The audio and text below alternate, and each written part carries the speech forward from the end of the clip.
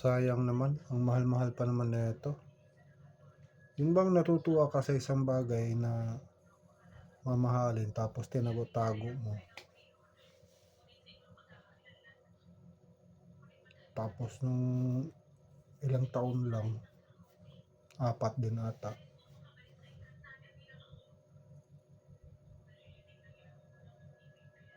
nasira nang hindi ginagamit. Kung kailan nasira na, tsaka ako ginagamit. Kaya nga, tama nga yung sabi ni Bitoy, na yung gamit na gusto mo at binili mo, gamitin mo ng gamitin. Huwag mong itago ng itago. I-enjoy mo yung gamit na gusto mo, na binili mo. Pero parang ganun. Dahil darating ang araw, hindi mo na magagamit yan. Talaga nga naman. Lumuma na lang. Yan, itsura.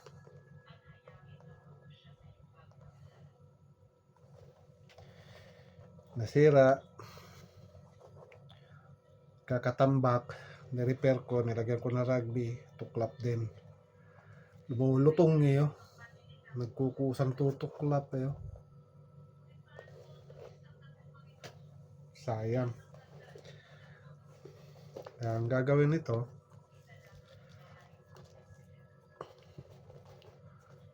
mauwi sa tapon to.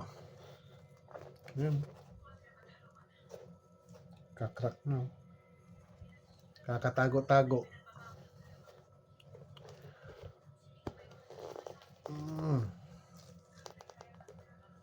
Nga. Yung insole.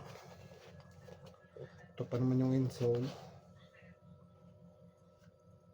Buhay pa naman.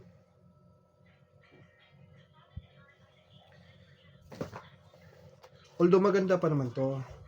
Yung sira yung itong swelas. Maayos pa naman to. Kaya papalitan ko siguro nito. Yung swelas na lang. Bibilang ko na lang to ng swelas. Papapalitan ko na lang to sa paggawaan. Sayang. Tinago-tago tapos ganito lang mangyayari. Yan na.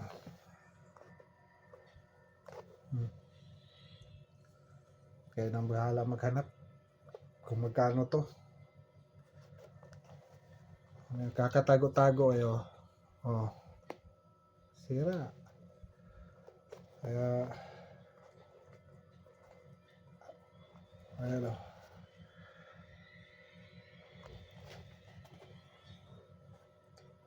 Maayos pa yung swelas. Ay, yung insole.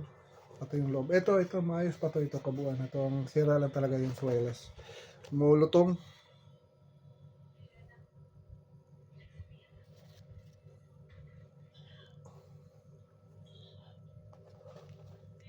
Tago-tago pa more. Buruhin nyo pa mamahalin yung gamit. Marami na tayo.